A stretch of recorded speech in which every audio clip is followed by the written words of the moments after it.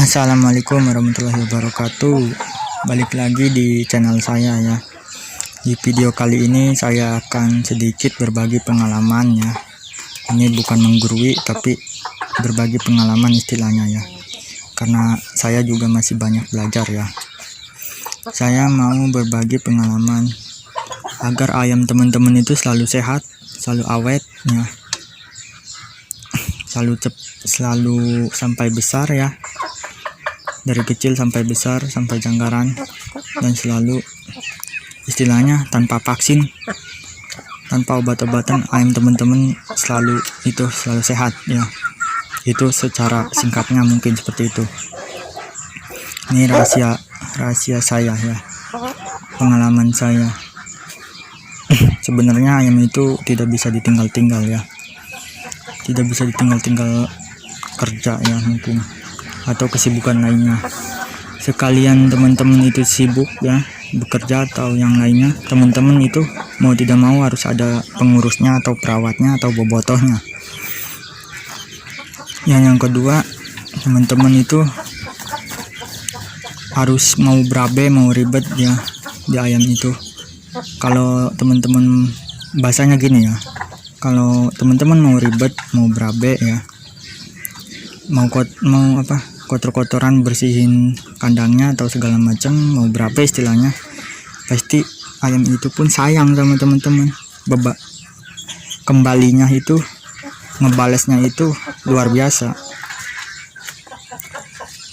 Ayam ngebalesnya apa? Ayam sehat, dijual pun juga mahal ya, ayam pada banyak.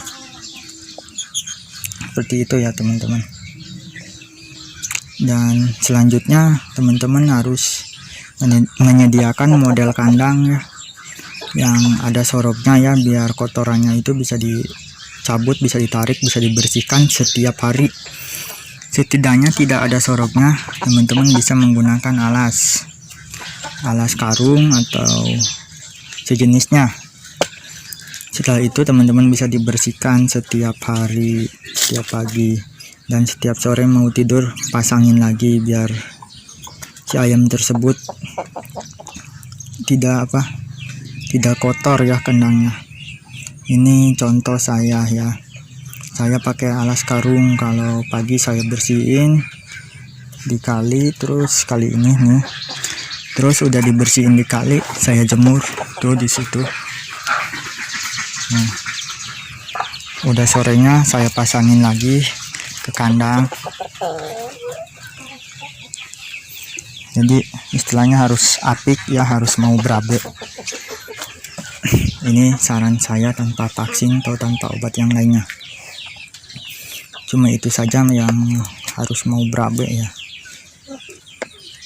Yang kedua ya, yang selanjutnya teman-teman harus istilahnya ya tahu cuaca gitu, tahu musim-musim penyakit itu bulan-bulan apa, seperti itu. Musim banyak-banyak nyamuk itu gitu. Nyamuk juga jangan dianggap sepele ya, nyamuk juga bahaya itu. Musim nyamuk juga bahaya. Kenapa saya bilang bahaya? Karena memang ya, nyamuk juga kalau udah banyak musim dia berkembang biak, dia gigit ayam itu langsung bisa langsung kebiru-biruan dan mengakibatkan si ayam sakit, atau bahkan langsung menimbulkan kematian. Yang kadang-kadang orang-orang itu salah kaprah ya, ayam mati katanya ada penyakit, padahal nyamuk juga itu sumber penyakit. Kalau musim nyamuk itu gampang. Kalau di rumah teman-teman atau di kamar teman-teman banyak nyamuk, pasti di kandang apalagi lebih banyak tuh. Pencegahannya bagaimana? Teman-teman bisa semprotin ya air rebusan bawang putih, iris-iris, lalu rebus, sudah mendidih, sudah harum, baru bisa disemprot. Itu kalau kena ayamnya juga tidak apa-apa, kalau kena pakannya juga. Dan yang kedua juga bisa pakai air solar ya, namun kandangnya harus bersih dulu. Bersih dalam artian tidak ada ayamnya, tidak ada wadah pakan, baru bisa disemprot. Itu ketika musim nyamuk ya. Musim-musim penyakit ayam tuh biasanya pas mau Ramadan tuh.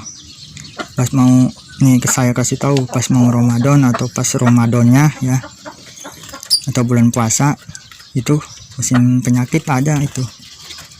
Teman-teman harus rajin semprot pakai apa? Kandangnya pertama bersihin dulu. Kolong-kolong kandangnya bersihin, sapuin. Udah gitu bersihin lagi kandangnya. Terus bisa disemprot pakai hand sanitizer ya. Itu juga pencegahan virus. Itu yang beli, yang yang praktis. Yang secara buatannya juga ada. Di dapur banyak. WC Wipol, pembersih WC ada itu Wipol ya. Dioplos aja sama Mama Lemon. Mama Lemon kan buat nyuci tuh. Terus satu lagi Soklin ya, Soklin atau pewangi. Dioplos, aduk-aduk lalu semprotin ke kandang. Itu juga disempetan maksudnya hand sanitizer buatan. Tuh bulan Ramadan. Terus lanjut lagi pas mau Idul Adha itu ada lagi penyakit tuh. Terus aja semprot ya, pas mau bulan-bulan itu semprot aja. Kandang selalu bersih intinya. Saran saya kandang intinya selalu bersih aja. Terus pas mau Idul Adha, terus ada lagi nih pas mau musim-musim hujan itu awal September tuh bahaya tuh, awal September ya. Setiap ada hujan kan di bulan September ada hujan ntar panas, ntar hujan ntar panas, itu bahaya tuh. Kalau ada kotorannya banyak pasti langsung ke ayamnya langsung. Misalkan ada kotoran nih, terus hujan malamnya, itu langsung jadi bakteri. Teman-teman juga harus semprot tuh. Setelah bulan September, habis itu bulan Desember tuh hujan udah mulai besar banget, udah sering tiap hari sampai ke tahun baru, terus sampai ke Juli Juni juga masih ya. Kadang-kadang nggak tentu. Itu juga harus sering waspada. Kalau musim hujan itu teman-teman harus rajin-rajin ngebersihin kandangnya ya, harus sering-sering ya, dan sering-sering menyemprot kandangnya dari serangan-serangan virus yang memungkinkan membunuh ayam ya teman-teman. Kasih vitamin seperti daun-daunan, daun ini pepaya campuran pakan ya, airnya air hangat. Itu ke ayam bagus tuh kalau musim-musim hujan, pakannya kayak gitu, campur-campuran tanaman ya, atau sayur-sayuran. Terus airnya juga harus air panas ya, air rebusan. Itu mungkin pencegahan di musim. Menurut saya anak ayam yang baru netes itu harus diberi pakan kering terus ya, kasih pur terus sampai dia umur 3 bulan, baru bisa dicampur dengan pakan basah seperti pur, dicampur dengan nasi ya, dan airnya pun harus air panas ya teman. Minumnya pun gak usah aneh-aneh ya, gak usah Neobro atau kayak Pitacik atau produk-produk minum anak ayam lainnya. Cukup dengan air garam saja, menurut saya itu pun sudah bagus. Karena kalau dengan obat-obatannya, dengan obat-obatan kayak Neobro itu menurut saya kurang bagus, karena terlalu cepat untuk air tersebut bau ya, bau busuknya itu terlalu cepat menurut saya ya. Air garam pun itu bagus, membuat si anak ayam gesit-gesit ya, atau lincah-lincah atau giras-giras, dan mungkin seperti itu ya. Dan ini termasuk perawatannya anak ayam yang dari baru menetas sampai umur 3 bulan. Di sosial media pun banyak ya yang bertanya-tanya sama saya, maupun secara langsung atau di sosial media. Ya, saya sesama penghobi itu harus saling ngasih tahu atau saling berbagi ilmu ya. Di sini saya bukan sok menggurui atau sok ngerti, tapi saya hanya ingin berbagi pengalaman atau berbagi ilmu. Ini contoh ya, orang yang bertanya sama saya dan saya jawab dengan seteliti mungkin agar beliau itu mengerti dan paham. Cara seperti ini ya, cara pencegahan penyakit tanpa vaksin, saya sudah sebarkan ya ke teman-teman yang di sosial media ataupun teman-teman yang bertanya langsung. Sudah saya sebarkan dan alhamdulillah kata mereka itu memang efeknya itu sangat bagus ya. Ya kata saya juga itulah, kalau mau ribet pasti ayam pun sehat-sehat ya.